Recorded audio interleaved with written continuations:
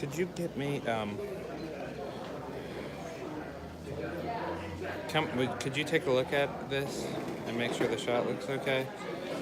Yeah, I'm about to.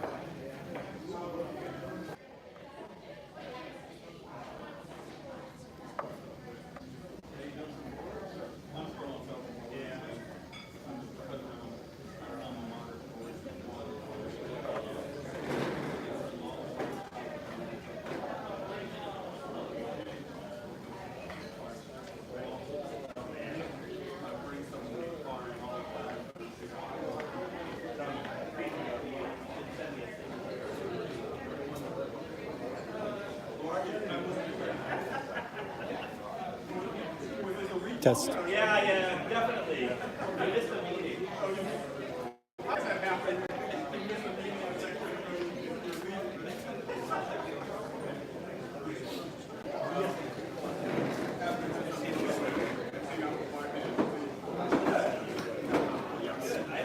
Where you'll be.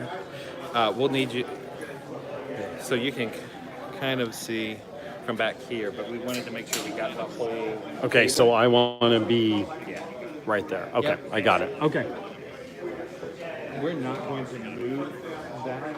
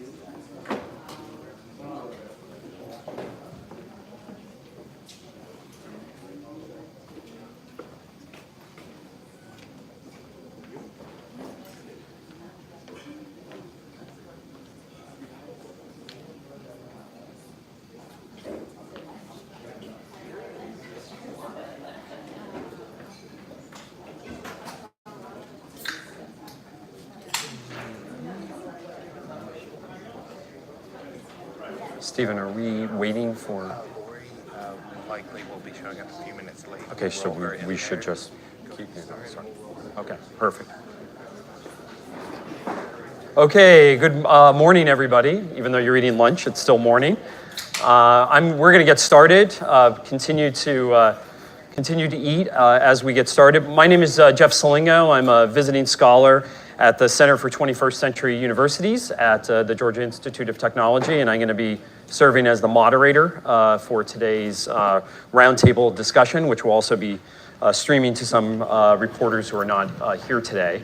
My job really is to be a traffic cop and just kind of keep the conversation flowing. I have a ton of questions, but we also have some great reporters, a few of whom were my former colleagues when I was editor at the Chronicle of Higher Education, so it's good to see them here today, but I'm sure that many of them will also have some good questions as well. So for the reporters here, if you we're not going to corral the questions to the end, so if you have a question on a topic that we're talking about or on a different topic, feel free to raise your hand and I'll let you jump right in at that point.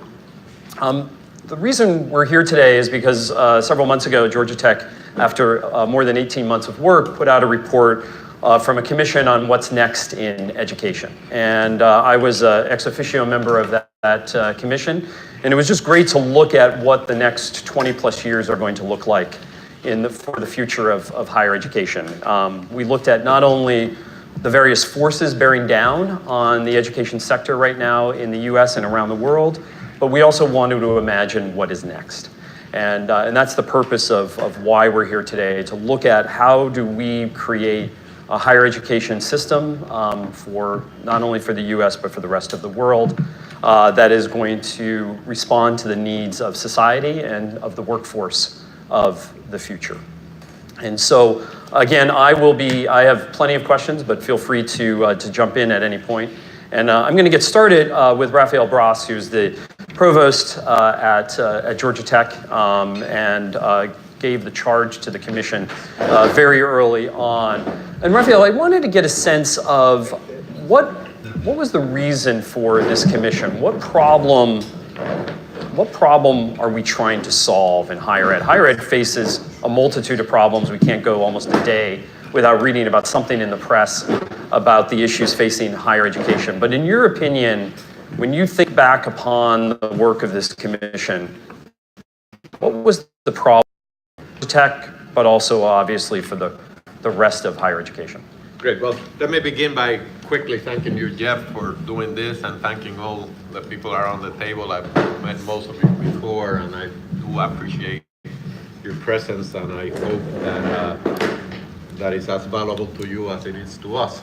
The commission, I think, was motivated largely by the question of what we call the golden triangle, the issues of affordability, accessibility, and excellence or quality, and how to deal with the perception at times that those are mutually exclusive. We don't believe they are. So how do you come around with a future where those three things can come together to satisfy the needs of society? Around that, we do know that there are changing demographics. We do know that we have, as higher education in general, unfortunately has lost the trust of many of the taxpayers. And I don't quite understand why. I would love to hear what you think of it. We know that we're dealing with a population of learners that come with backgrounds, digital learners in a very different ways. We know that technology is affecting the way we provide education and deliver education.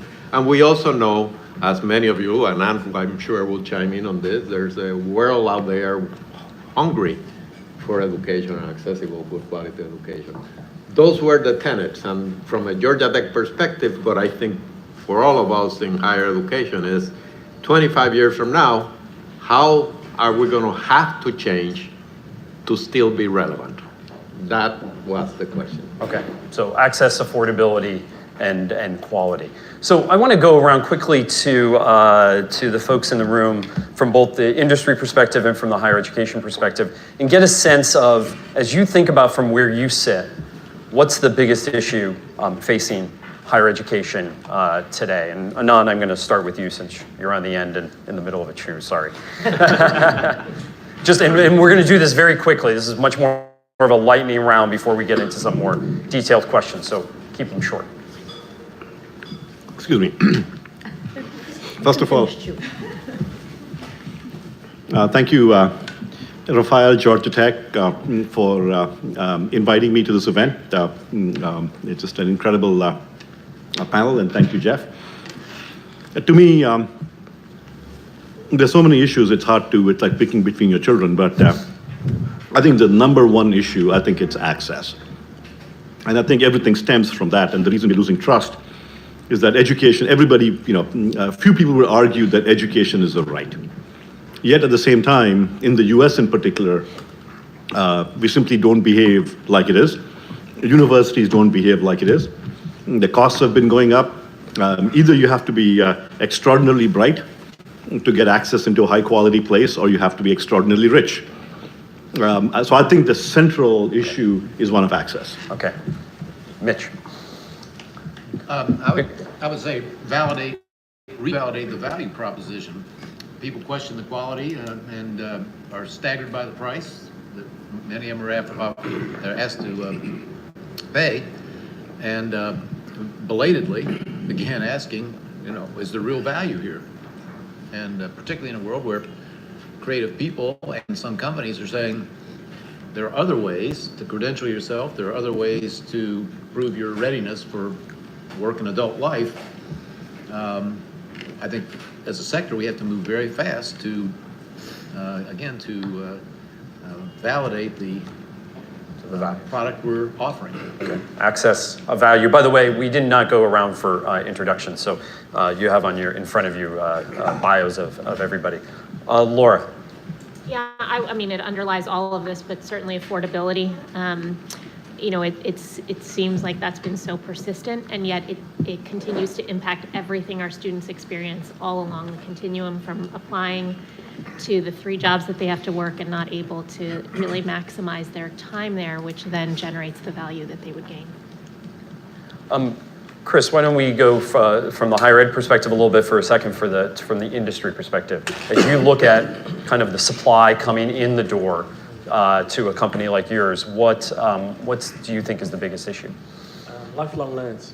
Okay. So how do we really create people who are learning not just for the event of taking a degree or a master's or whatever, but they're entering with curiosity, continuously wanting to learn and having a lifelong relationship with learning. So the idea right now is that higher education is kind of focused on the episodes of learning, right? Exactly. We have episodes in life and we have to move to a continuous. It's not a phase where I learn, then I go and work. There's now work is learning. Okay. But.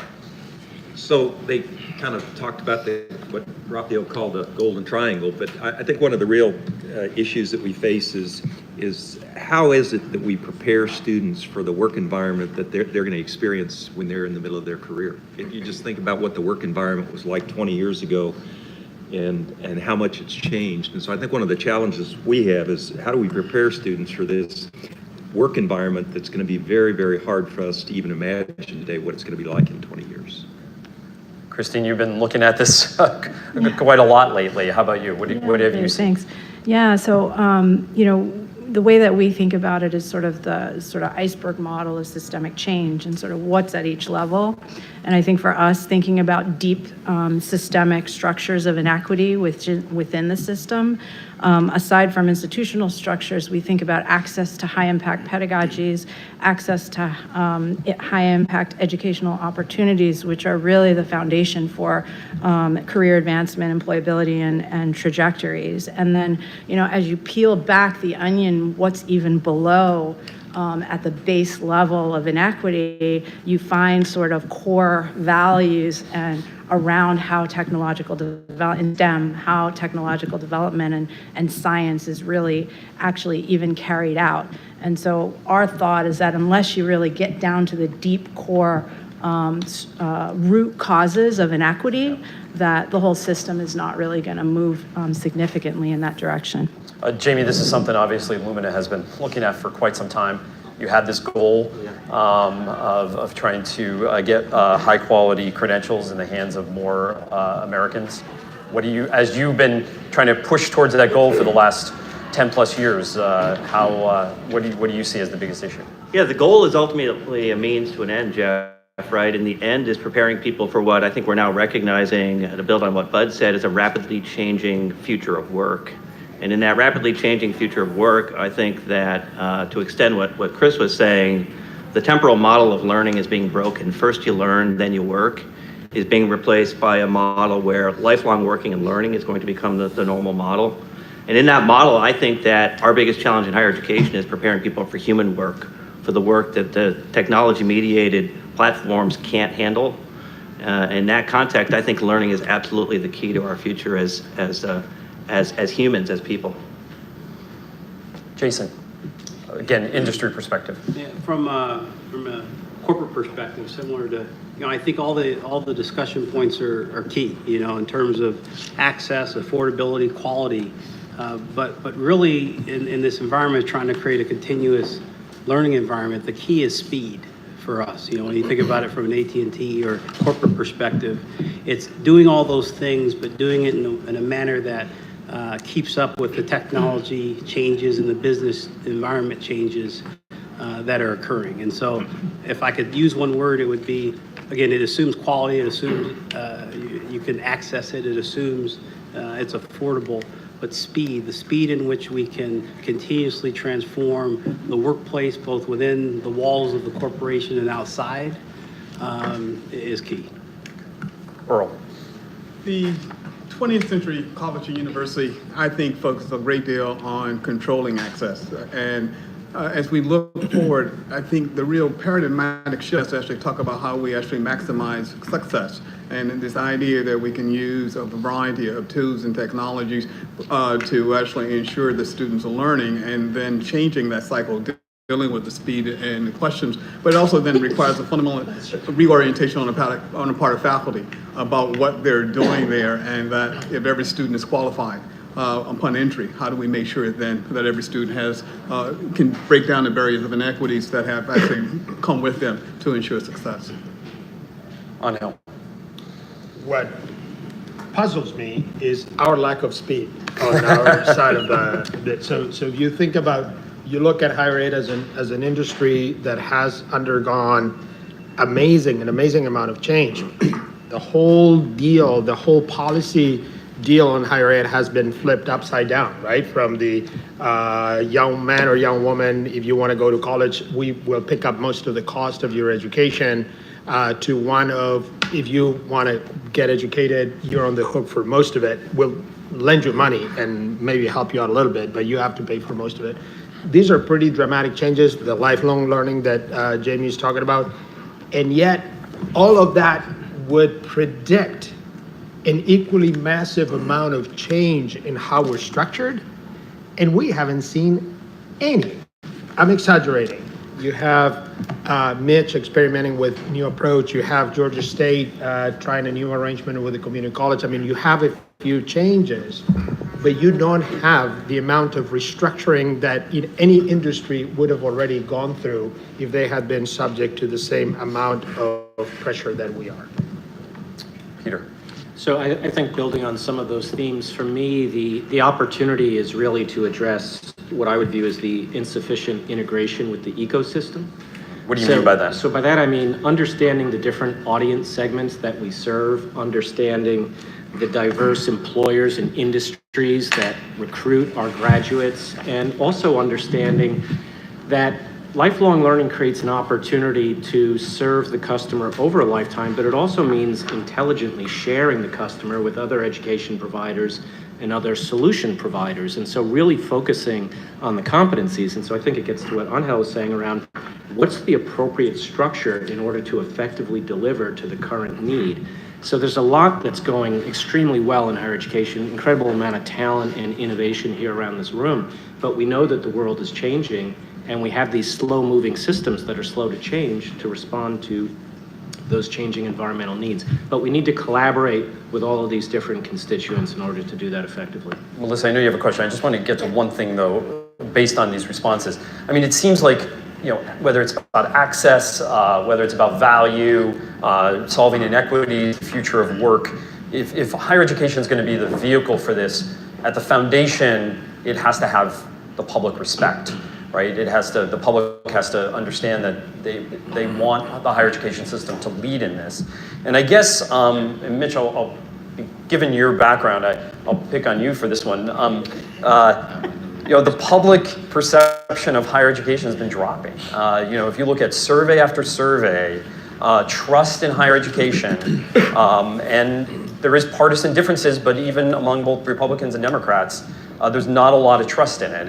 And you know, people have been complaining about the cost of higher education and access to education for decades, but it seems like something's changed in the last couple of years, and we see even in the electorate a very big difference in people's perceptions of how things are going based on education level.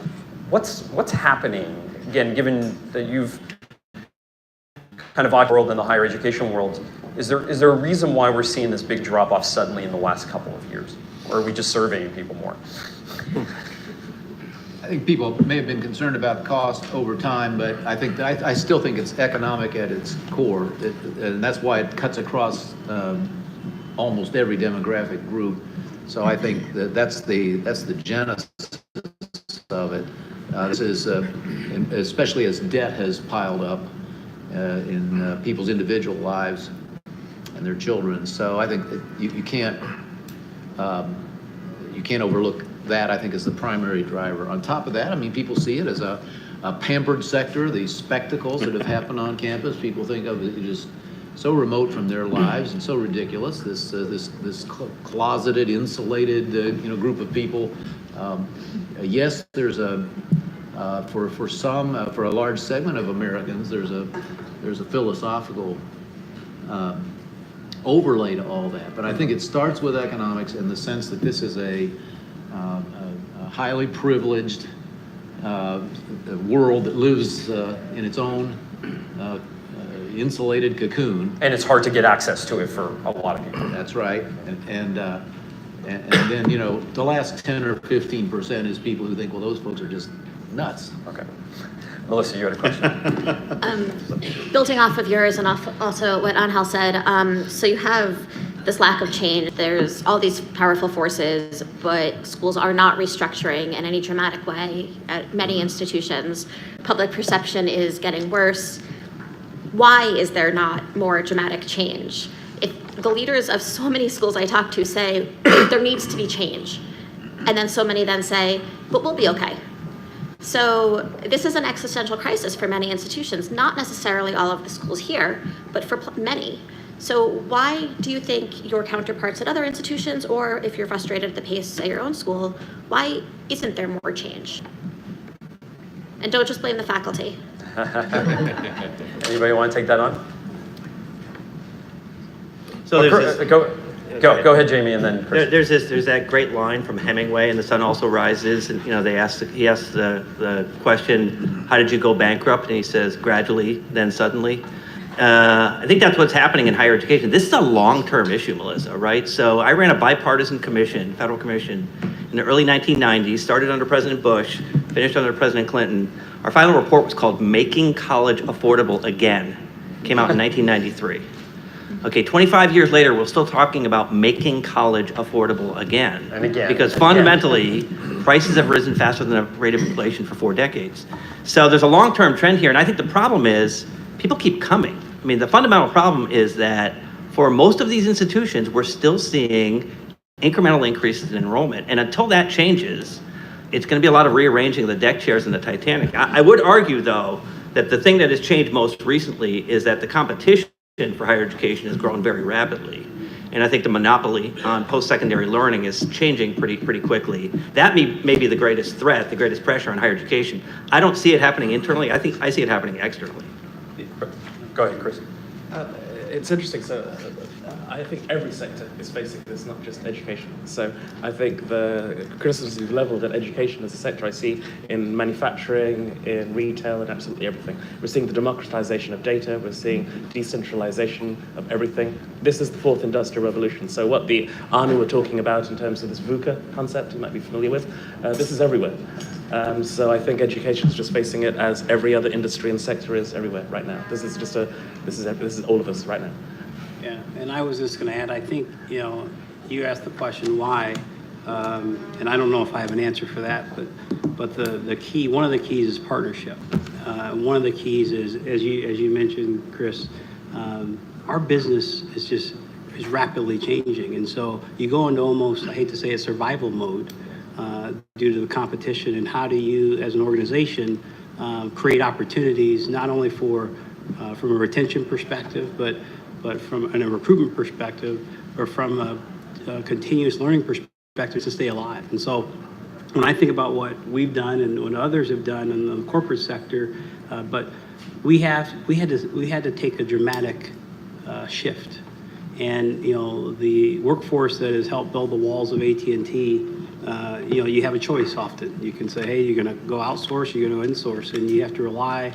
And we chose to invest in our people, but we had to push. We had to partner heavily with, obviously, Georgia Tech. It was key to this partnership for both of us to create a platform and create a structure whereby the employee views and ultimately can help the reputation of the institutions by saying, here's how you continuously learn, and provide me the tools and do it for free. Okay, I know I'll get to you in a second, but just staying on Chris and Jason for a second. But you continue to hire graduates of these universities around here, right? So do you play a role, do you think, in trying to push universities to change faster, right? And do you foresee a time when that idea of continuous learning will actually not be done at colleges and universities, but will be done by other players, maybe yourself? Here's my take, and I'd love to hear Chris. The short answer is yes. Absent speed, absent the change in the ecosystem, you have to create that internally. And so what we've done is, again, through partnerships with universities, partnerships with education platforms, oftentimes we say we meet the employee, we've asked the employee to meet us where we are, we got to meet them where they are. And how you do that, and how we've done that, is being able to use these partnerships, use our internal platforms to give our employees the opportunity to continuously grow and change as our business has shifted. They need to upskill and gain the knowledge that they'll need. And so I believe the lines between education and the corporate setting are definitely going to come together and meld for the greater purpose and greater ecosystem. Okay, we'll go to Chris, then we'll come back to Angel, and then go to Earl. Yes to everything Jason said. An example, though, of the skills change. If you go back 5 years ago, something like a cloud engineer wasn't even a job.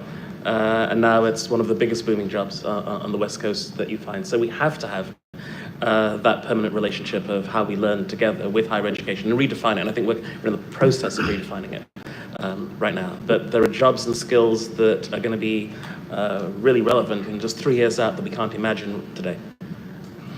Angel, and then Earl. Yeah, but I have a little bit more of maybe a cynical perspective. If you were in the retail business and you were Borders, you were stuck with your model, and you, for a number of reasons, you wanted to preserve your model, but then Amazon happened to you and you're gone. What we have in higher ed, we have a nice, cozy protection of our market. We have the right to issue degrees, and we don't give licenses to that right easily. So we have a nice cartel, you could call it. which That's puts heavily us- subsidized. That is, yeah, right. So you occasionally you have a school like Georgia Tech saying, let's break the computer science graduate education business and do something crazy. But it's a very rare event, right? It's not like they were reacting to some Amazon coming and eating their lunch. So we basically don't feel that, that competitive pressure because I think we still are pretty cozy and well protected. Yes, Earl. So in the previous life, when I was still president of the Mellon Foundation, working with a number of liberal arts colleges, we actually did see experimentation. They were actually trying to ask, because they were actually, some of them were on more of life support than others because of their markets and their geographic location. And so what could change? And what was surprising, but also interesting, was the whole question of experimentation. Because so much of academic culture is not about failing. And with experimentation, you also have to actually balance the likelihood of success with the possibility of failing. And what does it mean then to say that what you tried didn't work and that the net result is X in a culture where you're actually preparing folks to actually be successful, quote unquote, throughout their lives as they go on and have to adjust for 8 or 10 careers. And that challenge actually is more endemic, and I think when we talk about how you actually balance both experimentation, innovation, the risk of failing, and then how it plays out both in an alumni community and in the broader public, because the headline in the newspaper won't be that so-and-so tried something because it was worth trying, so-and-so tried something and they failed. And that has a ripple effect throughout the system. Isn't part of the problem here, and I think Peter touched on this in the opening when he talked about students and segmenting students about who we want to serve. We have more people coming into the higher education system at all different levels with all different backgrounds than we've ever had in the history of the US, but we still have a higher ed system that was essentially built for a very different time. And so part of the question here is, what should the mission be, not only of higher education in the US, but also of its institutions? And many institutions have tried to do everything, right? They've tried to do everything from research to serving broad access for some students, in some cases not broad access for other students. And then, of course, the question is who pays, right? Should it be the federal taxpayer for both publics and privates? At the state level, should it just be the state taxpayer supporting public institutions, which we know in many states has been dropping? It seems like we're at a period now where we kind of need to decide, who do we want to be? Who do we want to serve? How do we want to serve them? What should the mission be? I mean, a lot of people talk about we're too focused on kind of the job outcomes and not focused on the larger societal issues of higher ed. So, Bud, what do you feel? Do you feel like we're at a moment where we need a new mission? I don't know that it's changed that much. I mean, I don't think this particular point in time is a critical time where all of a sudden higher education has to change. I think that one of the issues that you raised, I'll phrase it a little bit differently, and that is that one of the challenges that we have in higher education is we're not sure who our customer is. I mean, is our customer the taxpayer, the parents, the students, the employers, the alumni, or the faculty? Some of the faculty think that they're the customers, but that's a challenge that we have. If you have trouble trying to identify who you're trying to serve, as you put it, then it's hard to understand what types of changes you need to make. And I think that's one of the issues we have. Yes, Laura. Yeah, I mean, just piggybacking on a couple of these points, I mean, I think one of the biggest challenges and one of the things that leads to that slowdown, although I agree, it's everywhere. I mean, if you look at some of the polling around the, higher ed going in the wrong direction, I think some of us talked about the Gallup poll earlier, right? Higher ed's ranked 4th behind the military, small businesses, and police. Congress is last, the president's in the middle.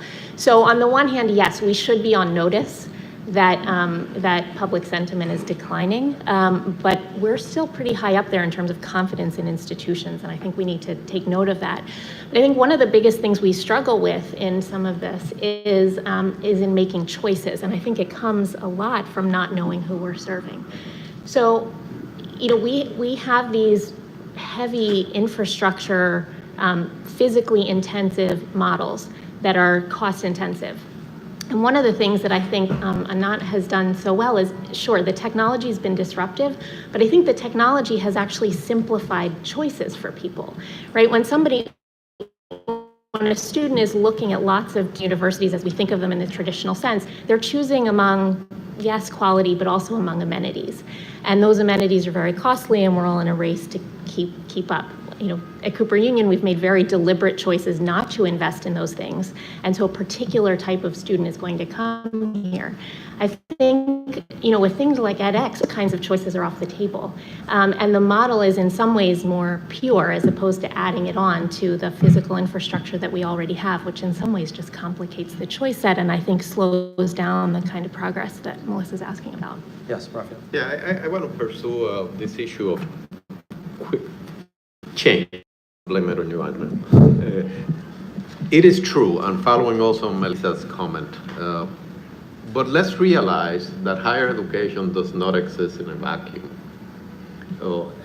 I would posit that higher education will change faster if the surrounding policy and structures, including things like accreditation and rankings and all that, were in fact more willing to, in fact, reward those risks. For example, the ones we took with AT&T in online. We think we're doing a great thing, for example, in the Master of Science that we offer online. Yet it actually penalizes us in the rankings. Now, there is it is hard to put yourself out there when that larger system is in fact holding you back to some extent, even when you want to at times. So I think that's something we should talk about, and that goes with everything from policies in Washington, governmental policies, to accreditation, to rankings. Okay, but so Raphael, how does that happen, right? So first of all, higher education kind of controls the accreditors, right? So you can push, institutions can try to push for more change there. I got news for you. So the specific thing that Raphael's talking there is the student-to-faculty ratio. Okay. With 7,500 students in the online master's program, the student-faculty ratio changes pretty dramatically, and that changes the ranking. And you can change some of those things, but it's this risk-reward type of thing that I think that Raphael's looking at, and what's the driver for it? Well, and it's also where you want to be in those rankings, right? And so the question, I think, and this came up, Laura mentioned it about students you want to serve, right? Or students you're serving. I think also about the students you want to serve. I think a lot of institutions want to serve a specific type of student, even though the market is moving in a completely different direction, right? But look, I'm sorry to interrupt, but to use the retail example, the retailer needs to sell, so it has to bring people in. And hence, when you have metrics, whether you like them or not, like rankings and accreditation and the like, you have to play. And so what you're saying, Raphael, is that we would more institutions would serve those markets if they were rewarded in serving those markets.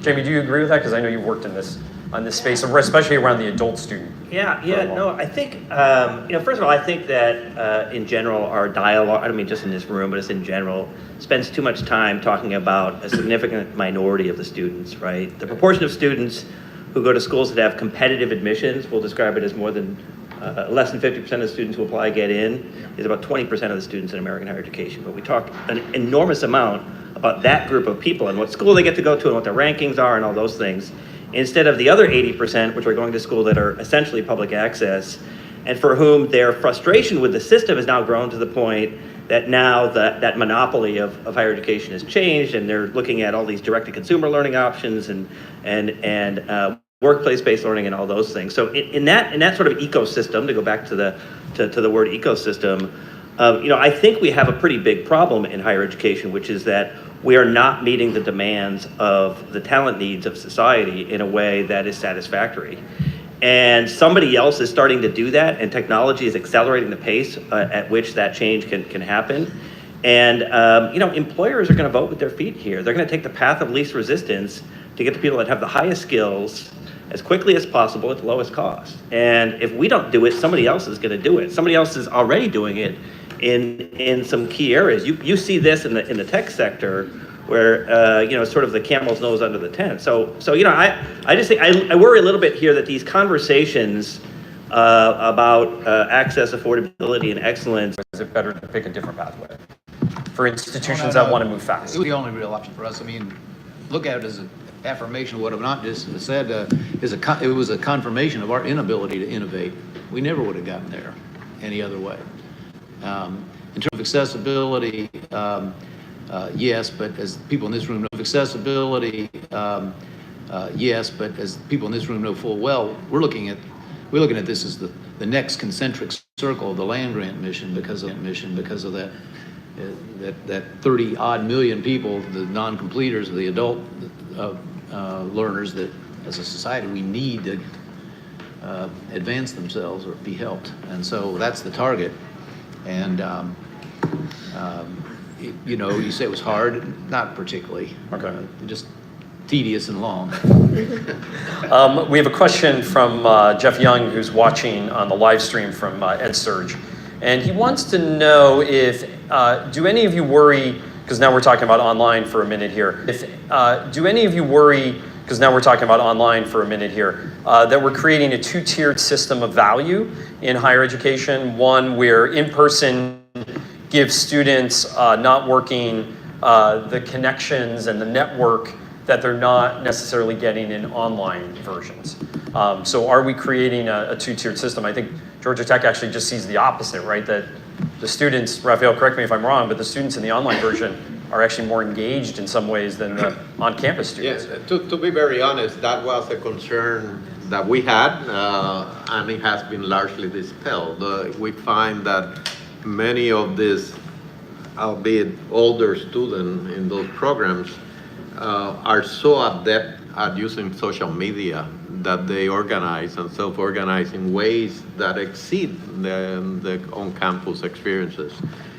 And the other part of that equation, they do not disconnect from campus. In fact, we find that they have a hunger for identification with the institution and want to come to campus. They show up at graduation. We had to add a graduation ceremony just to handle them. So we did not expect that, honestly. It was a risk, and the outcome is not what we would have easily predicted. Yeah, Alan Hill, and then I want to ask Christina a question. It is possible that we're creating two tiers or multiple tiers, but it is entirely possible that the one tier that you may presume that is the best one may not end up being the best one. So compare a traditional master's students going to Georgia Tech full-time, 2 years, pay a whole bunch of money, borrow money to pay tuition and do like full-time, very high touch with faculty. That's tier, call it tier A maybe instead of tier 1. The other tier, someone who's who's working for AT&T, who's developing networks already with the industry, that is applying immediately what they're learning, that may take 4 years and build some micro-credentials on the way, and end up with the same diploma on the wall and a whole bunch of social capital and applied knowledge. You tell me which one is tier 1 and tier 2 of those two models. Well, I think the employers will make a big decision on that. But go ahead, Bud, and then I want to ask. So you mentioned the employers. In this online master's, AT&T was instrumental in helping get that started. And there were 8 students that were kind of super overachievers, and they were the first 8 to graduate. And 4 of them were from AT&T, and I went down, they graduated in January, and I was down talking to Randall Stevenson at AT&T and said that he asked how it was going, and I said it's going pretty well. We had these students, 8 students that have graduated, and he said, yeah, I had 4 of them were from AT&T, and I had lunch with them last January. And he had a very positive experience with those students. But I said that one of the things that we're really pleased with is it appears as though the employers are valuing this degree equally, equally weighing the value of this degree.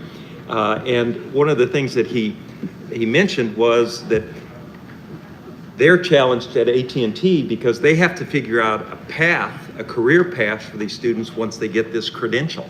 Because the example I use, nobody gets an MBA so they can keep the same job. And so the fact that the employers are valuing the degree is encouraging us to do more.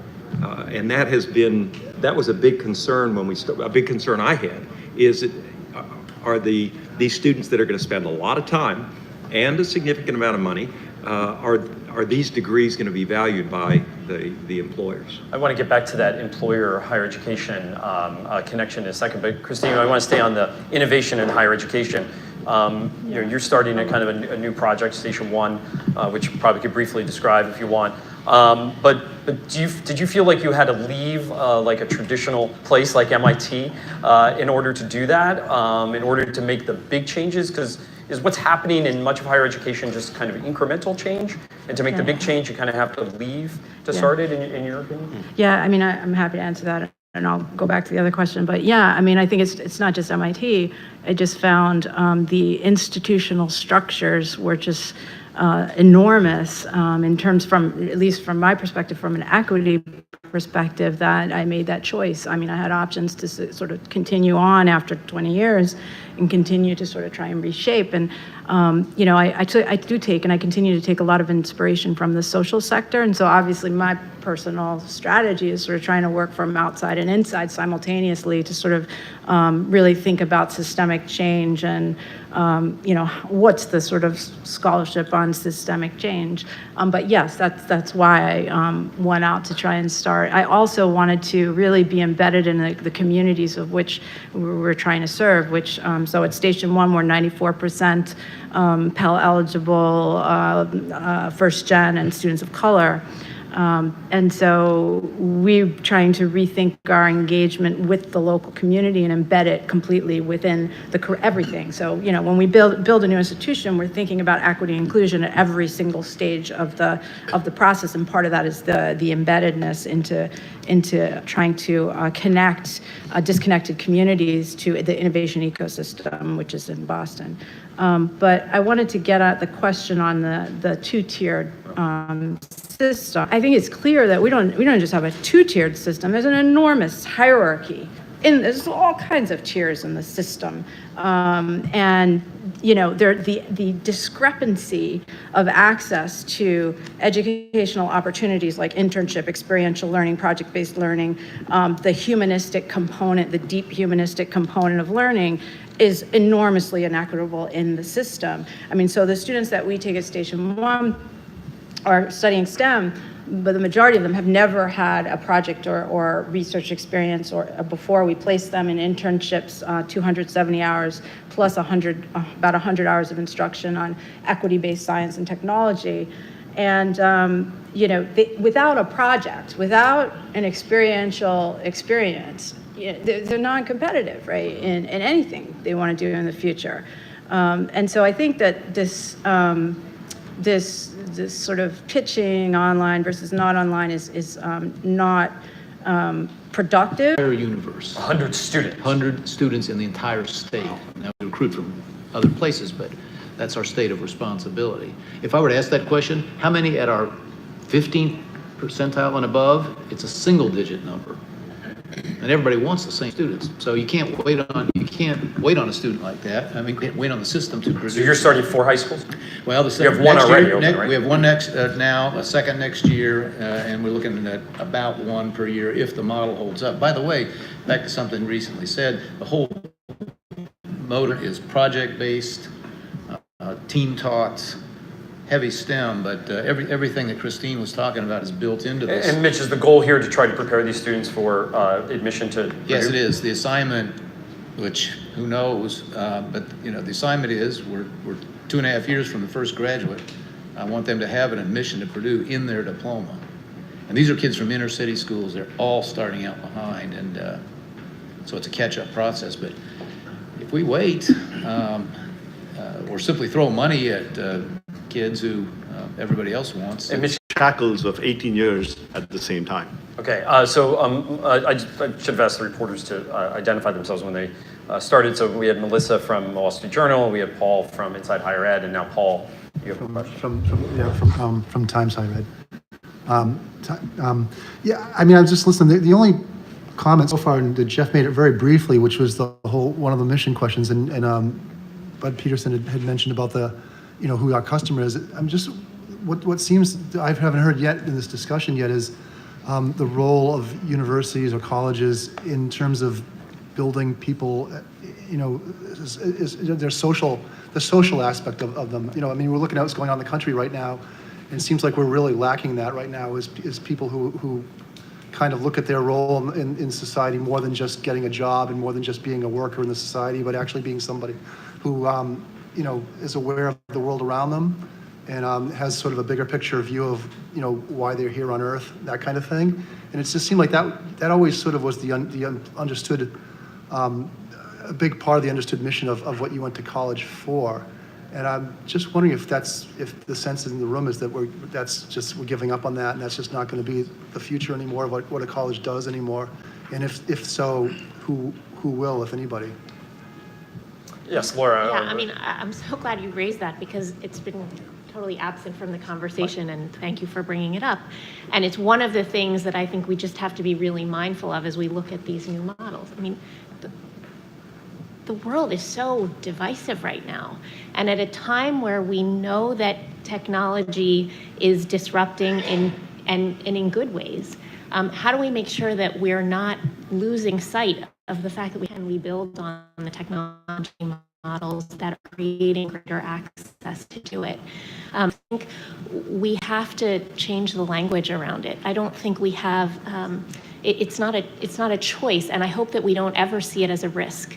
We know so much what young people are capable of if they have the right tools, and we just have to do a better job at getting them the right tools early enough, and to stop seeing people who are not prepared in the traditional sense at the quote appropriate time as risks, because I think there's so much potential there. Laura, I think not only do we need to talk about kind of these broader humanistic things that Paul brought up, but also when you get pre-professional too narrow, you're preparing people for that first job, which we know won't last very long. And so how do we really create kind of a mentality for a growth mindset that allows people to move from job to job or to get further education, get the micro-credentials that Anant was talking about earlier? Chris, you have a specific point, and then I have a specific question for you, and then we'll go to Earl. So it comes back to the last two questions, actually.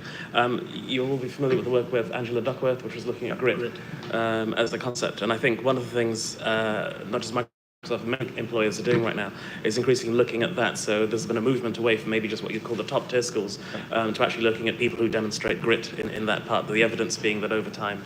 So how do you measure those non-cognitive skills then? It's about experiences and seeing what have you done. And often the student who's done the online or part-time degrees actually then also tell the story of, well, I actually had to then do a part-time job to pay for the family because someone else. And the stories that come out and what the research seems to show us is those students who've done something like that actually succeed better in the long term. I think the second theme that I'm seeing in employers, if I look at us, for instance, we've got a very bold mission from ICL, which is about empowering the world.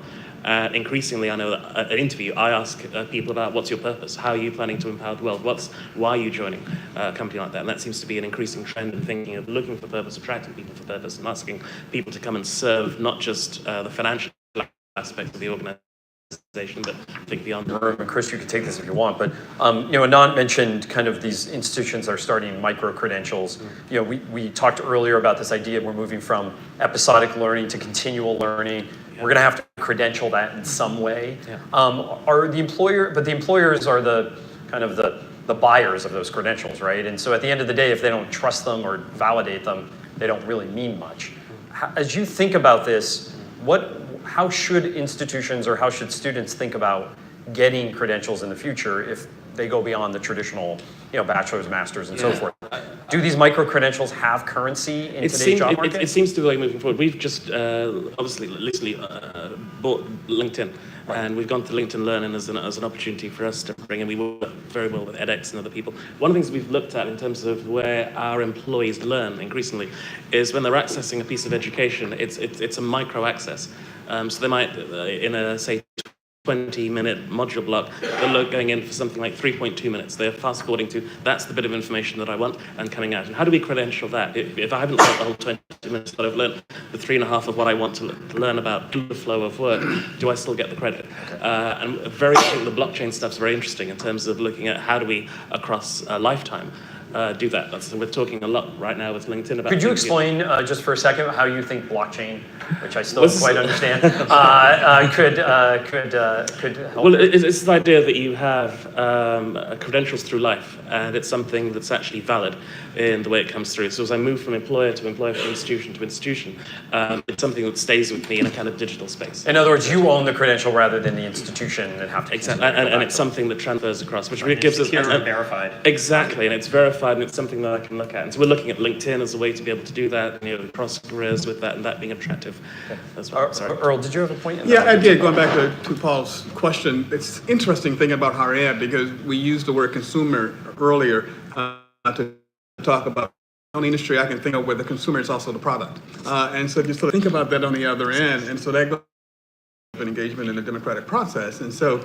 how and in what ways we embed certain questions, I think, always been key, but it's actually going to be more so. So we take McKinsey's report about global and macroeconomic change and 800 million jobs disappearing by 2030, 54 million in the United States, 1/3 of the contemporary labor force to be replaced by something else. But in that space in between now and 2030, there's a lot of human beings moving about. And the whole question there, going back to then how we raise questions, for instance, about what is the dignity of labor in an automated world?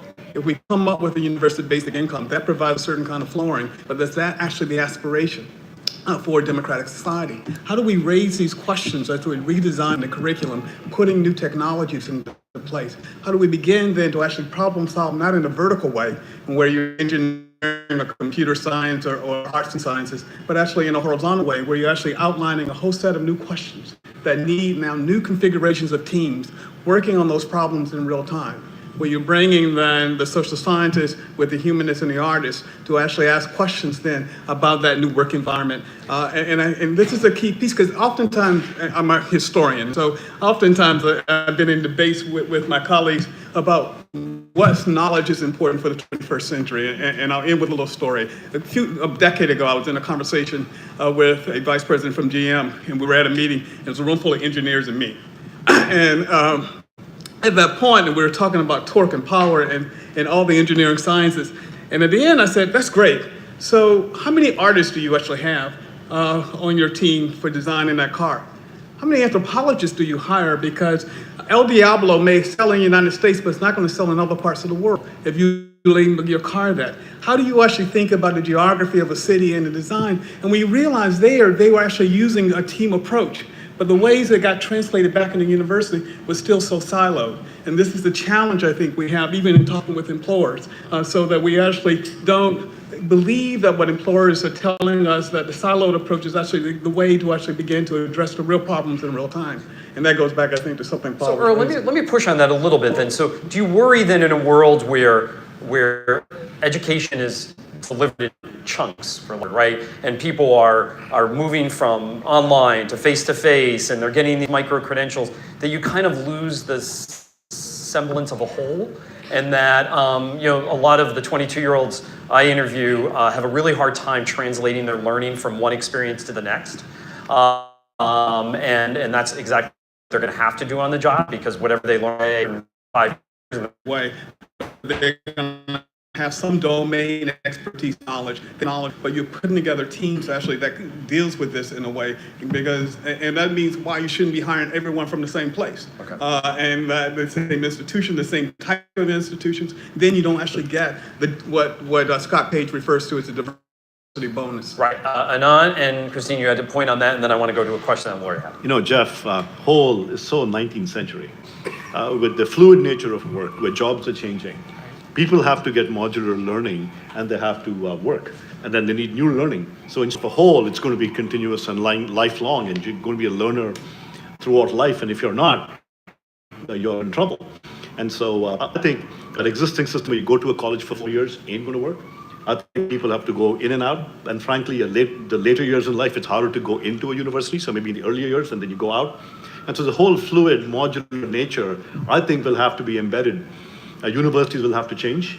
And I think corporates will change where they'll be continuously looking for reskilling and upskilling with modular learning, as opposed to, do you have a bachelor degree, a holistic degree or not? I think that will completely change. Christine, you had a point on that? Yeah, so the way that we see it is that, just from the science of learning, right, as your learning accelerates, you go from fragmented states of knowledge to integrated cognitive structures of knowledge, right? And so without a scaffold, and then in my view, that's sort of the differentiating factor in PBL, and the humanistic component is probably the biggest imperative of all, is really coming from the root cause. It's not so for us, it's not just an equity perspective from the student's perspective of integrating and creating great citizens, but it's also driving our innovation ecosystems. And so what we've done is we actually have created a model of technological development and reframing the scientific method through the integration of 9 fields into which creates a more inclusive, equitable, and social good. It's not enough to just say, okay, we're going to do science and technology curriculum, and then we're going to help you think about social good and being a great citizen. That's not enough. You need specific integrative pedagogical tools and frameworks to enable students to have the skills and tools to be able to do that. Okay. Laura, you had a question? Yeah, I'm Lori Mifflin. I'm the managing editor of the Hechinger Report. And I've heard a lot about micro-credentials and modular credentials. I think my question wants to tie that back to trust and access in a funny way, because I think above all, what we are not talking about is the quality of these credentials. Yes, the world's changing, and yes, it's inevitably changing whether we have good credentials. Saying, well, what about the life part? The reality is it's always a part of the equation, and will need to be even more so in a future where human work is going to be really, really important. Preparing people for the careers of the future, where they are going to be working in the proportion of Americans who work in a job is declining, right?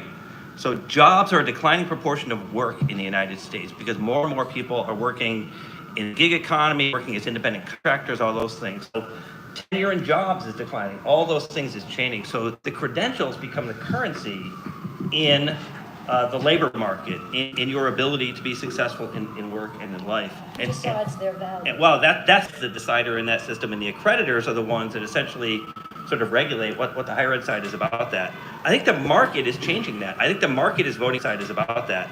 I think the market is changing that. I think the market is voting with its feet.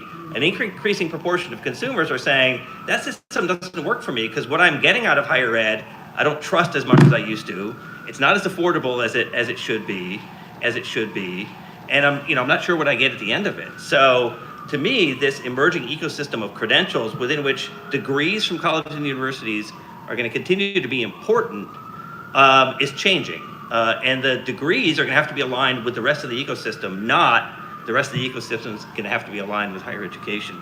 I think that in that marketplace, there will be deciders. I don't think there's one decider, but I think there will be a series of market-based deciders that are going to say, look, your license, your certificate, your certification, your badges, all of the different credentials that you can accumulate, including your degrees, are going to be part of this including your degrees, are going to be part of this ecosystem that employers, that others in the marketplace are going to be able to assess fairly.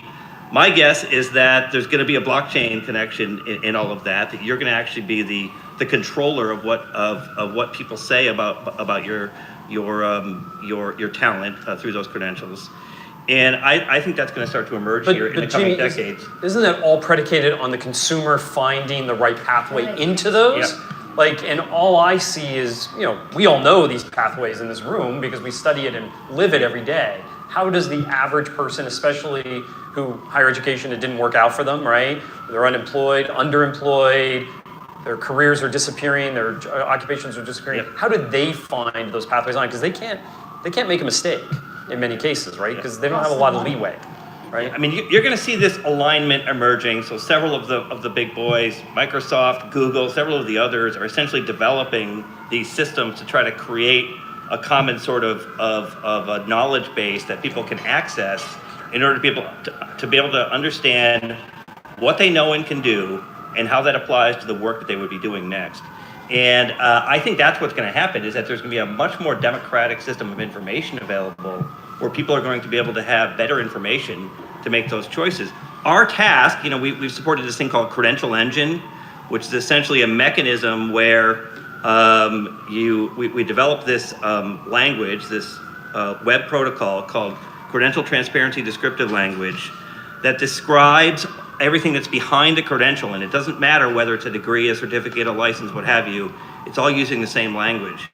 If you can get all of the credentials aligned around what is actually behind those credentials, then consumers are going to be able to access that information and make choices that align with what they want to do next, with what the credentials are that they need in order to be able to do it. You have a lot of faith in the system. Go ahead, Peter. So I have a question for you. I wanted to go back to something that Jamie said earlier and then connect it to something that Christine said. So Jamie said earlier that if colleges and universities don't act, others will, right? And so in part, I think it's a question of who's really listening to the customer, and there are many customers. So we have to figure out who the customer is, how closely are we listening, and if we think about 5 years back, where the U.S. Chamber of Commerce put out a series of studies, right, on managing the talent pipeline, which was really about disintermediating traditional colleges and universities and let employers define what the supply chain should look like. There are folks who I think would be happy to have traditional higher education step out of the way. I don't think that's the right way forward. But what we need to be thinking about is, whom do we serve and how best do we serve them? And it can't be a one-size-fits-all solution. And we also need to be asking ourselves, where do we operate alone and where do we operate in cooperation with others? Universities often think of themselves as a universe unto themselves, to be everything to everyone, wholly enclosed. But there is no ivory tower, there is no real world. Education is embedded in the economy, embedded being the key word. And so when I think about integration with the ecosystem, it's really about embeddedness. And your students are learning in a city with problem-based learning connected to real stakeholders in the community. And in many different ways, the institutions around the table are doing it. But that's what needs to happen. These folks are the leaders. There are lots of other institutions out there that are waiting to figure out if those are the right moves. But I think if we don't move, LinkedIn will be not just the credentialer, it will also be the provider of education. It will be the provider of pathway to jobs. And so we have to think about how do universities collaborate with players like LinkedIn. Peter, while we're on you for a second, Huron spends a lot of time on different campuses. We were talking earlier about structures that are barriers to change in higher ed, whether they're barriers on campuses or whether they're external barriers, accreditation, rankings, federal financial aid. What do you see when you're out there in terms of barriers to change? What are some of the biggest barriers you feel are out there? Well, I think Raphael sort of pointed to the regulatory component. That's clearly an obstacle. And both the accreditation piece, but also the rankings piece, which is a kind of unsanctioned regulator out there in the market. I think there was a little bit of a conversation before we sat down about institutional boards and the extent to which they understand and appreciate the work that presidents and others are trying to do. There's been already, at least one joking reference to faculty being sort of the scapegoat for much of the impediment to change. But I really think, just coming back to my initial comment, we can't think about this as an us versus them. We can't think about this as either it's a student, do-it-yourself education, or if it's a completely university-led, degree-oriented education. What we need is cooperation among the players in the ecosystem, employers, parents, regulators, institutions, faculty, students, to design a better system that gets folks from A to B to C to D. That's the issue, is we're not really effectively listening to one another. We're trying to stake out territory and protect it. I want to get to Anil and Jason in a second, but Caitlin, you had a question? Yeah, so my name is Caitlin Mulhair. I'm with Money Magazine. So we've talked a lot about lifelong learning, which is wonderful. But I'm curious, I guess, where you guys see this lifelong learning starting, right? Because right now we have this very traditional 2-year or 4-year pathway, and then you're supposed to get this credential and you're supposed to be ready to go to work. But we hear from employers that that's not happening, that they're spending millions of dollars on entry-level training. I suspect that's probably happened for decades, but to kind of tie that back to the value proposition, now that higher ed costs so much, people are, they want to be ready to walk into their workplace and know what to do. So has this sort of tension always existed where graduates always need to be trained or onboarded to be able to work in their place? And if so, then why is there this new focus, I guess, on lifelong learning? And how do you tell the students and their parents, the family members, that this is what they need to expect? Jason, I'll hold your thoughts because I know you have some other thoughts on other things maybe, but let's go to Raphael. Let me address that directly. If you look at the title of our document, it's Deliberate Innovation, Lifetime Education. It's not lifelong learning. And the deliberate innovation addresses the issue of speed of change, right, and how you structure yourself. But the reason lifetime education was chosen was to move away from what I think is an overused, misunderstood, and frankly wrongly applied lifelong learning concept, which is like continuing education.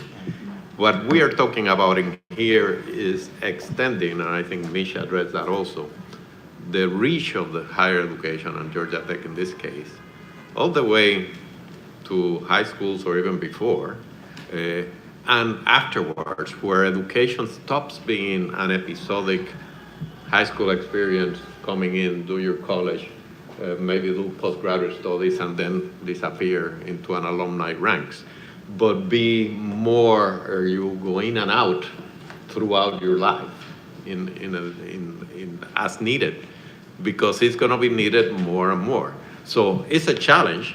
How do I achieve that? But the concept to me is clear and is consistent with what Anand is talking about. It's consistent with credentialing. And to Lori, to address your question and your question to Jamie, I don't believe that higher education has to in any way be adversarial to Jamie's idea. In fact, I don't think we are.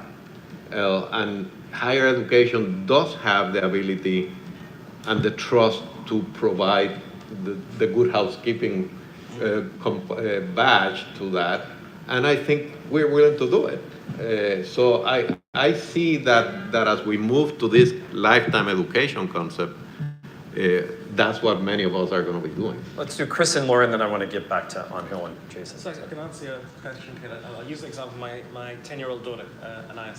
So she likes to argue with me a lot about things. Her argument recently about why I couldn't keep up with her was because my neuroplasticity of my brain couldn't keep up with her. And she explained to me how my prefrontal cortex was deteriorating over time at 10. Now, She's taking too many of those edX courses. Raphael, send her an application. Now, there was a time, if you go back to kind of 16th century England, of where I'm from, universities were established by kings, and they had gates, and only certain people could actually get access to university. My 10-year-old now has detailed knowledge of neuroscience and is able to apply it in an argument back to her father because she can access it, because everything has been democratized. Everything, all the data is accessible to her. At 10 years old, she is learning things that maybe would come in a 2-year of an undergraduate degree because she has access to it. And her learning is driven by curiosity. It's a completely different frame to hundreds of years ago. And then I don't know which website she looked at. I don't know if which gets into this area of fact and non-fact and credentialing of fact. She could have looked at a number of websites or just gone to one particular one. I don't know that the one she went to was credible. I don't know, should I certify her for that micro-learning moment that she had? But she's learning, and because she's curious about it, she's now learning more and more and more. And she's learning at a speed and a curiosity that I can't control and don't have access and don't want to control. I want her to be able to let loose and to learn what she wants at the speed that when she wants. The whole frame of how we learn, who controls the learn, who is an expert, and going back to what is a fact, and what is not a fact, which is a big thing in our news right now, is absolutely prevalent from 10 years old right the way through. So of course, Chris, the world has changed. The unfortunate part is then when you get into the K-12 system, they will try to put walls around that curiosity, right, and not let it, be fueled in that way. Yes, Laura. That's exactly what I was going to say. I think it's really the confluence, I think, of three things that is at the crux of your question. One is we have a K-12 system which is just fundamentally different from what is trying to be achieved both at the higher, sort of level of higher education and beyond. And for, 2 decades now, we've had a system which most of our kids, where yes, it's an amazing thing that there's been this democratization of information and access to tools to be able to learn on one's own, and yet we're sending kids into structures that are completely contrary to that. At the same time, we have this rapidly changing nature of work and what we're sending people onto, and these very stagnant structures. And I think the 3 of those things are what has led to this disconnect, which may have been there a little bit before, but has just been completely amplified by these 3 forces at work. Anhil and Jason, thank you for your patience. Go ahead. No, I'm actually fascinated by this dialogue, and I'm trying to connect the dots in my mind. So I have maybe a thesis, and I concluded that actually the Rafael and Jeff, that report is very profound, in the sense that your report on the future of education ends up dealing with the structure, the institutional structure. So if I hear this conversation, the challenge seems well defined, whether it's Mitch Daniels' definition of how do you grow the circle, from what used to be a 1% of Americans going to school before the Civil War to the current one, which is 40%, to how do you, which I think Lumina has defined in their own ways, where there is that very large and growing population of adults who never finish their career. You can define it whatever, but I think that the big challenge is how do you grow it? How do you align it better with the reality of careers? I think we've done a pretty good job of defining what's missing, sort of what is it that we're not doing yet. The tools are also very exciting, and they seem to be, whether it's unbundling and micro-credentials and modular and online and better aligned with the structure of careers. So I'm trying to figure out what's missing. And I think what's missing goes back to the structure of our industry, systems of governance, institutional arrangements. I know it's not the most sexy part that comes to mind when you have a discussion around innovation. You want to see the gadget, the AI, the deep learning, the data analytics. But actually that stuff is there and functioning well, is the arrangements. And I think, and I suspect that the most exciting things we're going to see are going to be in changing those arrangements at the intersection of different actors. I don't think we're going to have LinkedIn come and eat our lunch. I don't think so, because we've done a wonderful job of protecting our lunch. We're very well protected. We have cornered the business of issuing degrees. So it is going to be whether, by the way, there were actors that tried to come and eat our lunch, and the for-profits were a good example. We learned that the combination of profit motive and abundant subsidies was not a great combination. All that is now undoing. But they did force you to many universities change their business models. Yes, right? but that's a thing where, whether it's even things like the Georgia State Community College merger or this creative partnership between Purdue and Kaplan, we're trying to work with our community college, where one of the largest community colleges is in our backyard. Half of our students come from community college. We never paid attention to them. We're just focused on the traditional sort of higher education. Now we have created this, we read your reports, by the way, Jamie and Aspen, and we have applying, we're not making anything up, we're not inventing anything, we're just trying, can we set up the institutional arrangements to apply the best practices, the tools that already exist? So, I mean, my thesis is, I guess, that the area that we're running behind at, where I see far less speed and much more need to innovate, is whether we can start shaking the foundations, some of the foundations of how our current system is structured. Okay. Jason. Well, you took my answer. No. This is deep. I think just to add on to the comment, we were embarking on what we embarked on, which is essentially creating a pathway, a modality that our employees could look at. Here's choose your focus area, choose your pathway, and then here compare your internal skills and competencies up against what is successful in these future roles, and it tells you what courses to take. It maps all that out for you. So again, it's based off of choice. But I was looking at a stat, and I keep going back to this. only 20% of today's workforce has the skill sets required for 60% of the jobs that are going to be here in 5 years, 10 years. Heck, it scares me to think about 20 years, 30 years, 40 years. And so where I think this all comes together, to your point, is the how. I keep going down. The how is creating the key partnerships. I do think we're in an environment, and you just look at what we've done at AT&T and what we're struggling with, is listen, jobs are going to be key. Skills are going to be key. And the system, whether it's broken, not broken, I'm not here to say that. The important thing is how we equipped not only society, equipped our employees, how we partner in the community, how you go local to generate from middle school, elementary school, all the way to college and higher education, the right skills for where society's heading, where technology's heading. And I know it sounds simplistic, and it involves all the conversation that we're having here today, but we need to make sure from a partner perspective, we're addressing the right leadership, humanistic, and technical skills, hands down, that are needed. Because we can put together a great ecosystem and focus on all that, but it doesn't matter if we don't have the right skills. Then guess what? Corporations like Microsoft, AT&T, we're gonna have to get very creative in how we go look for those skills to make sure we survive. So it's just a fascinating discussion. So I want to spend, we have probably about 25 minutes to 30 minutes left. I want to spend this last portion on the how. How do we do this? But Earl, I think you had a point. Yeah, just a quick one, and maybe it actually will allow us to move to the how.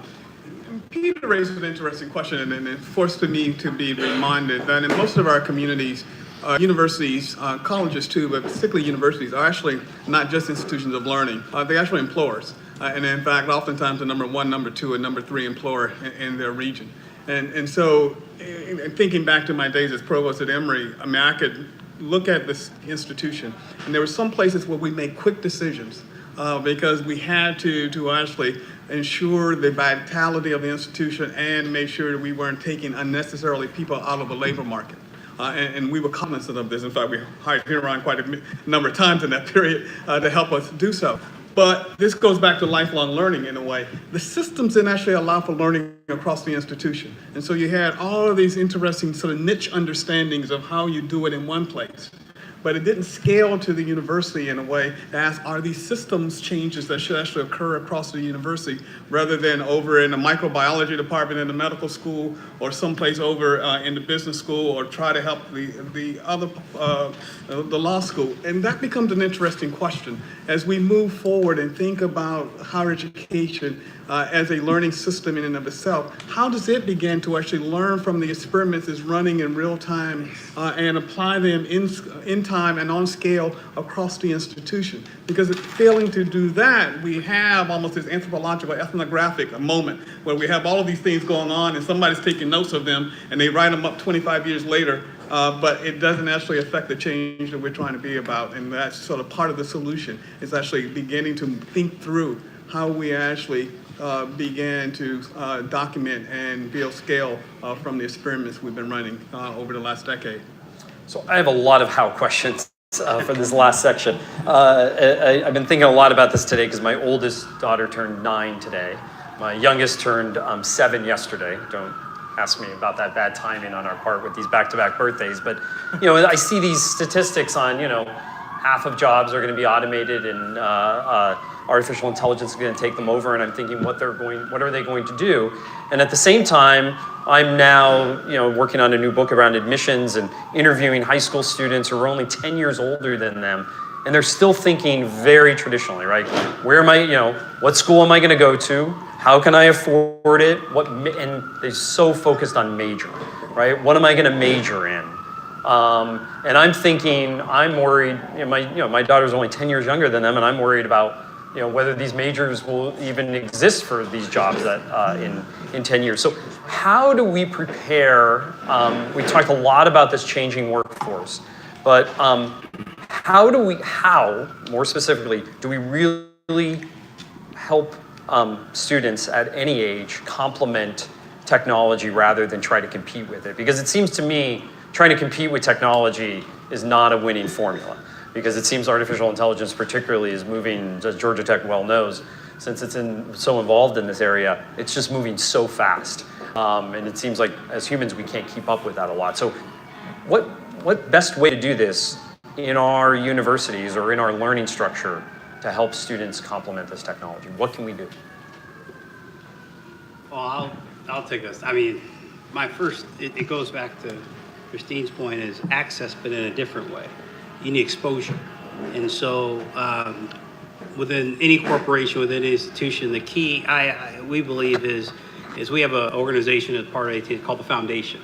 And it doesn't start at the high school level. It doesn't start at the higher education. It starts in elementary school and partnering and giving exposure to technology. What is, I'll just say AT&T, what is 5G? What is automation? What is artificial intelligence? And providing, I kind of go back to something my grandmother taught me, the most important thing is you have to have experiences and exposure. And people have to have access to that no matter what community you're a part of. And so when I say go local, when I mention that, one of the ways in which we are trying to combat that, right? Because it takes everyone in here, but one of the ways we're trying to combat that is, talk about customer. Well, we have several million customers. And essentially we're starting with where they reside, what communities they're in, and making sure that we go local and dealing with it and helping take the learnings that we've applied in terms of the walls of AT&T and take it to the community, but it's exposure to and access to what it is and what is technology. And the corporations play a huge part in that. Higher education does as well, but exposure is very critical to opening up that door to what that desire, dream, or vision looks like. Jason, does that also equal exposure to other ways of learning? Because again, part of this is just our culture. Our culture, somebody was talking about selective institutions before, right? The last couple of weeks, we've had probably half the reporters in this room were up in Boston covering the Harvard trial, right? Because that's, in our view of the world, that's what we think of as higher education, right? But yet there's all these institutions out there, there's all these new ways of learning, but if you don't kind of change the cultural idea of what higher education is, you are gonna, I fear, turn it into a two-tiered system where the elites continue to kind of go to the selective institutions and kind of everything's left for everybody else. And here's the only point I'll make, and it's probably, I would argue to your point, there's more than 2 tiers, there's 8 tiers, there's 12 tiers, there's 20 tiers. They've existed whether we've acknowledged them or not. Here's the key. The key to all that, whether the tiers are in place or not, is essentially our ability as a society and as corporations to break down the walls and break down the flow and the access. Because so in other words, if you start recruiting and hiring from different places, here's the challenge, and I go back to my other point. If ultimately, from a corporate perspective or AT&T perspective, the important thing for us for survival is skills, right? That knowledge. Where that knowledge comes from and where that experience comes from may not be so focused on your degree and your higher education. It's if you have the experience, whether that's at a community college, whether that's at and you can be relevant and change change the way we're doing business. I think corporations like AT&T and others are just going to go toward the experience because we have a skills gap. We know that. So you have to either create that skill and identify individuals you can upskill, or you got to change the whole ecosystem of the flow. Christine, quickly, and then Chris, and then I want to move on to public universities.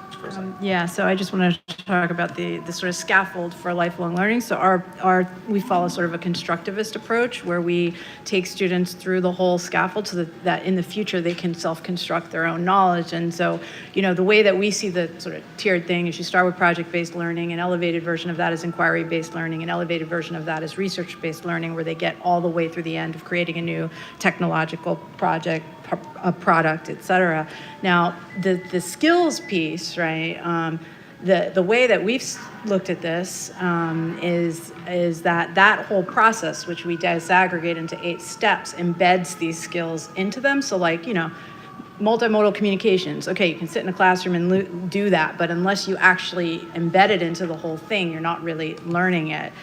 So what we've done is, which we think is a great framework, is take the AACU value rubrics for liberal education and actually align them with STEM skill competencies. And so the first one is What does that mean? So what is critical thinking, right? And this is coming from a liberal arts perspective. How do you translate that into the process of technological design and scientific method? And there are lots of things that you can match with them, but I've found that to be a very strong, thorough basis of which to start to integrate within experiential learning to develop all those skills. And that's always the question: how do you match the skills, competencies from the great ones from the liberal arts with actual science and technology? And that's what we're sort of doing.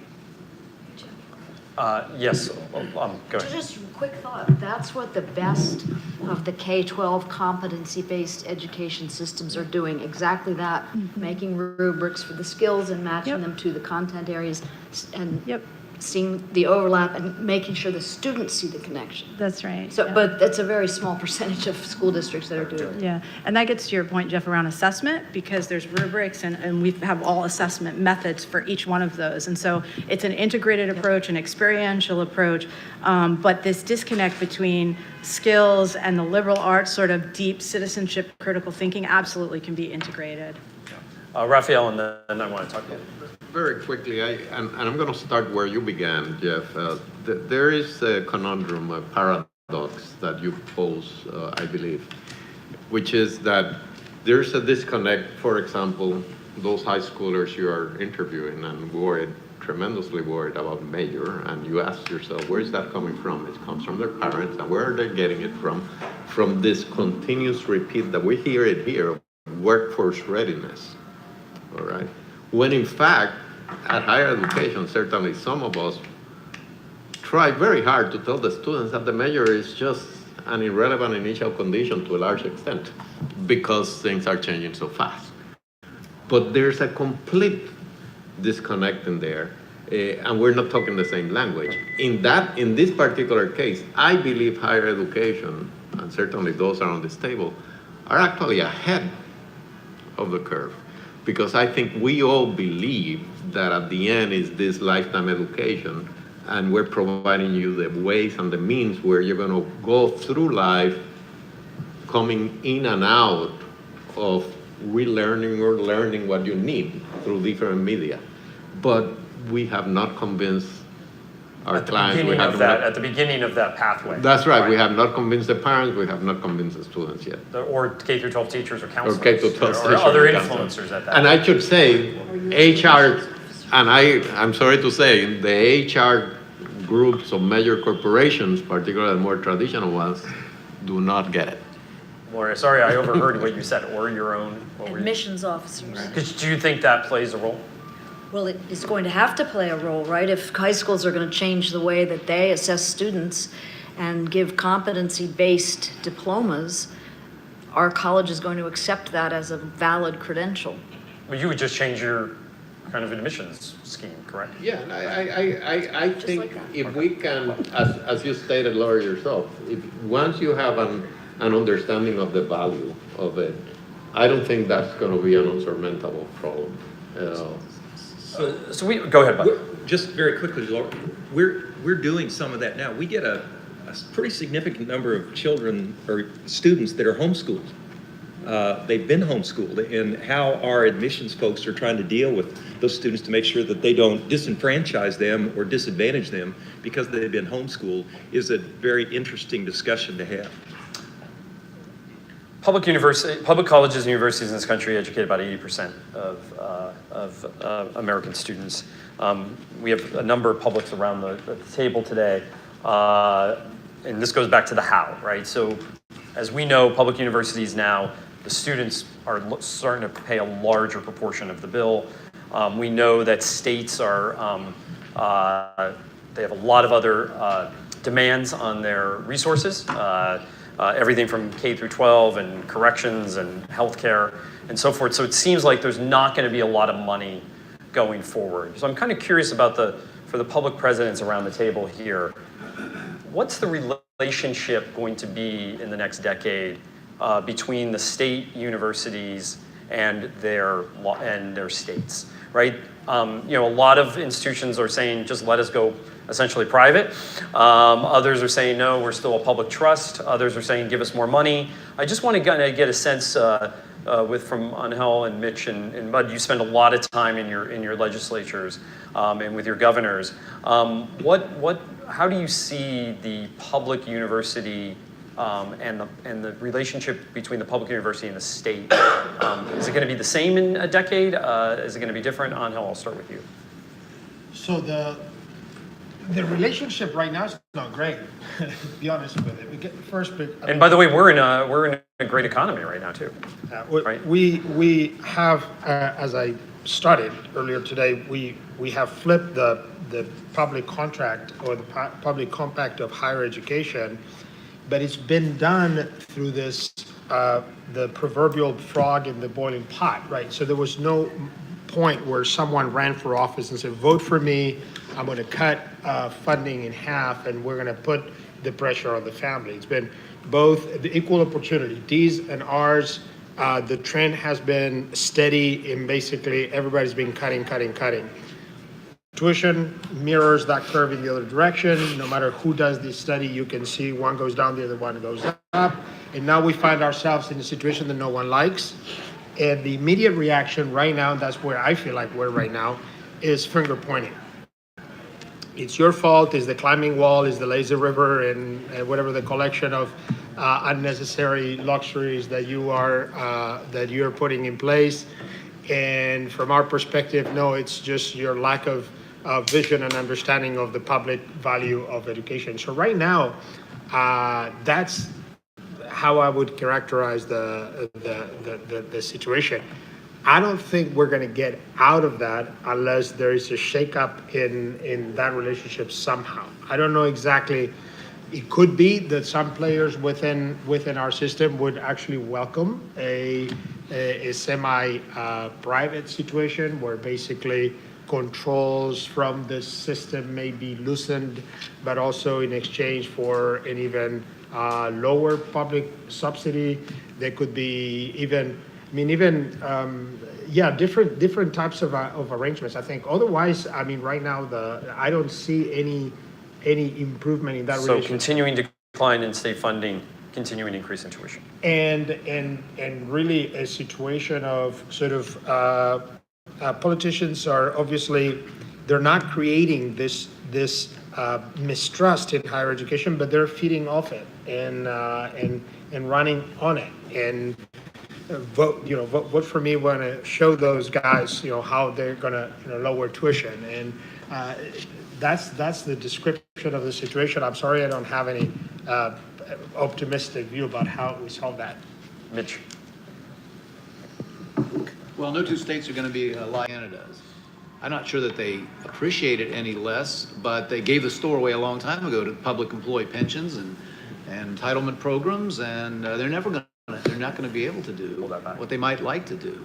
And they may be an extreme case, but as we're toward the other end of the spectrum in terms of having maintained spending on higher ed. I think so much of it has to do with good or bad behavior. If you've been raising tuition relentlessly, and you're probably not going to find a lot of sympathy from people who, after all, are face to face with your customers. And you have held the line on tuition for quite some time. This is 6 years. Next year makes 7. Right. And has that engendered goodwill on the? You bet it has. Again, just remember these folks they're in closer touch with our customers. So the term keeps coming up. I don't like it, but I get it. Students and their parents on an everyday basis, more than we are, and so they're just reflecting what they're hearing from the people that they feel most accountable to. And if you're at a university where somehow either as an administration or the most visible elements of your faculty are exhibiting a disdain, sort of a contempt for the values and the belief systems of large percentages of people in your state, why are you surprised if people aren't too receptive? I'm hopeful. I guess that's as far as I'll go. I'm very hopeful, at least in many, many places, that people still do understand the importance of this. There's so many things that a public university gets a chance to do. Be an economic engine for your state. If you're of a mind to do that, we do this as much as possible. I'm in a position where I can say that I do say to our legislators, if Indiana didn't have a Purdue University in this high-tech knowledge economy world, you'd be trying to invent one. Right. And that's credible in our case. But I know that we're in a little luckier position than many. But any thoughts on this, and then I'll turn. Yeah, so in 2006, I went to the University of Colorado at Boulder as the chancellor. And kind of so I started in July, and when the faculty came back, we started the semester, I gave it an institute-wide or a campus-wide address and talked about a strategic planning process. And one of the things I said was, one of the things we have to do is identify a sustainable financial model.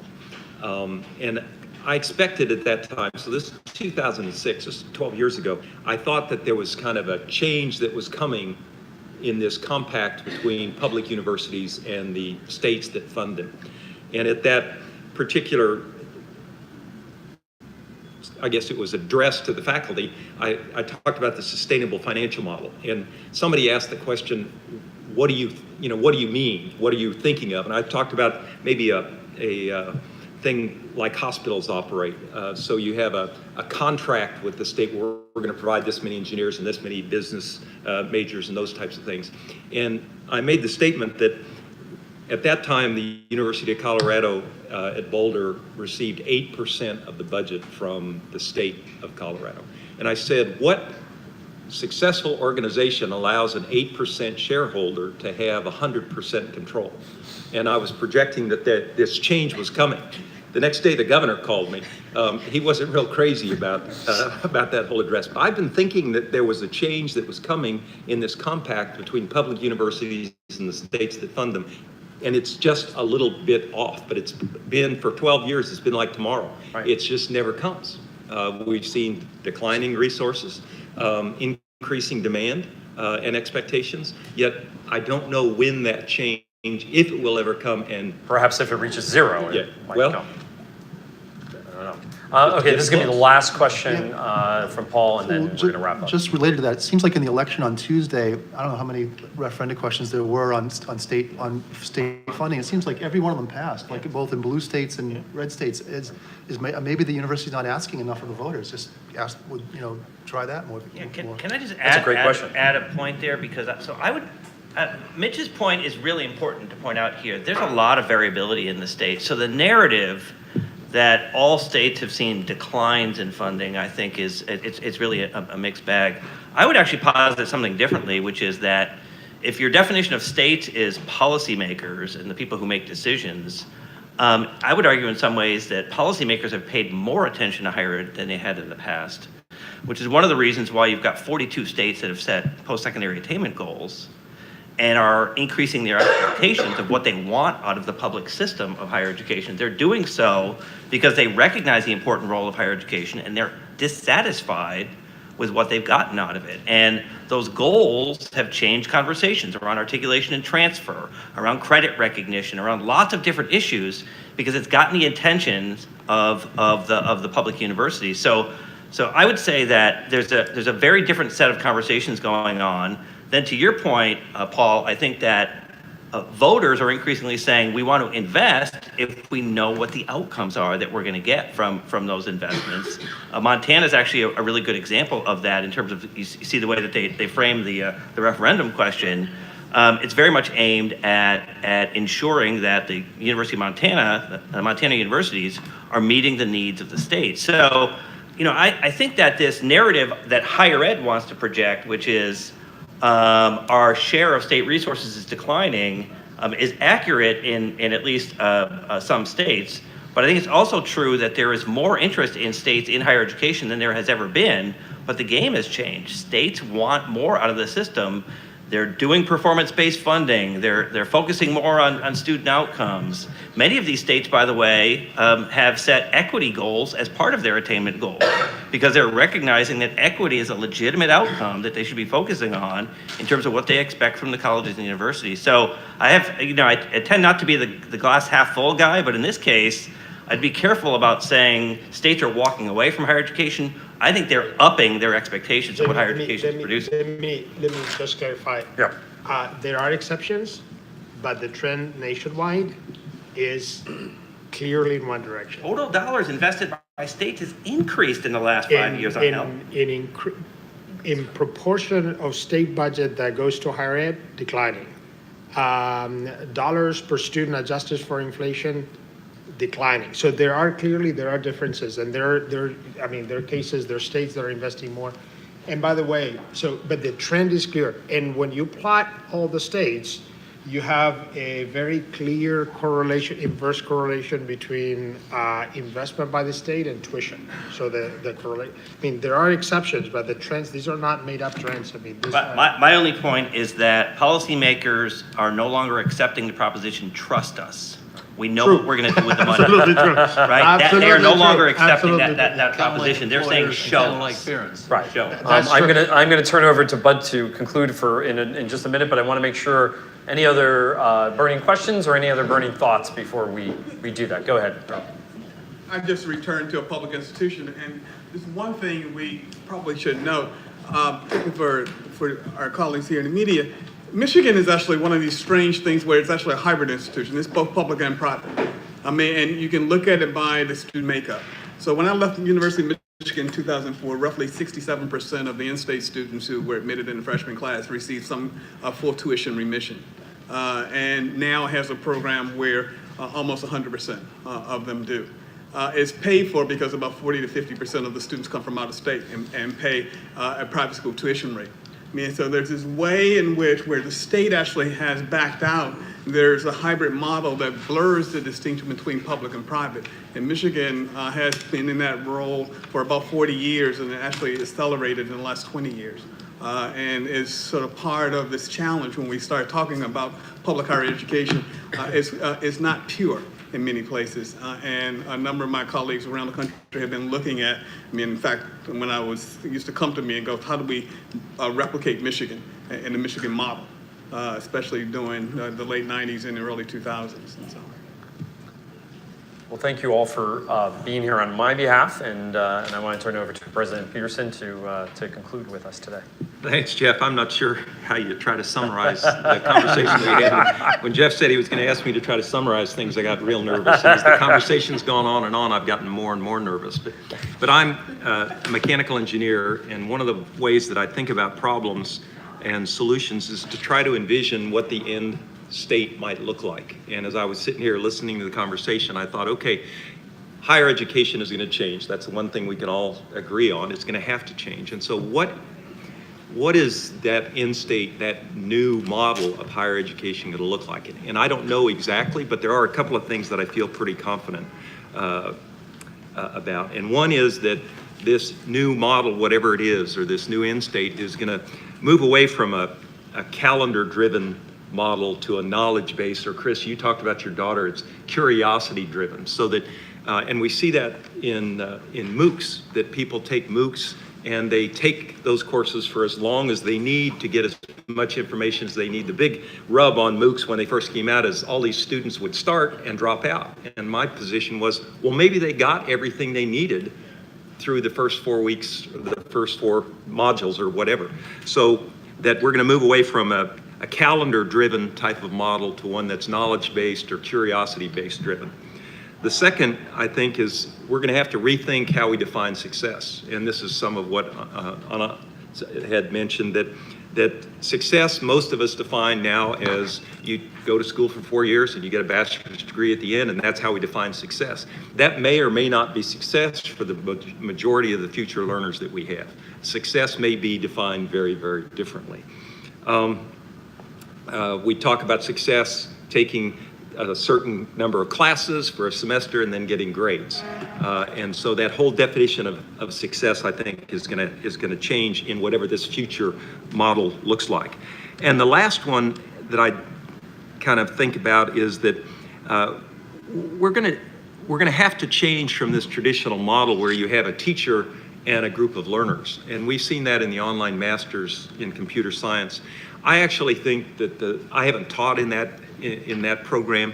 I'm not a computer scientist, but I think that one of the things that's made it successful, so successful, is that the students are doing a lot of the teaching of each other. The discussions that they're having online, that they're watching that discussion, and the good thing about online is they can kind of track the discussion. You don't have to be there to hear the discussion. You can kind of track through it, and then you can add your thoughts. So we move away from this teacher-learner model to where everybody's a teacher.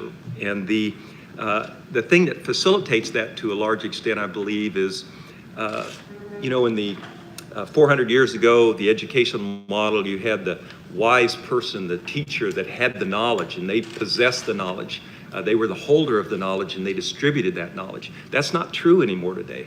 Knowledge isn't held by just teachers. It's held by a whole bunch of different vehicles that individuals have access to that have nothing to do with teachers. It's the internet. It's all the information that's out there. You go to the source of all knowledge, Wikipedia, and you can find out almost anything.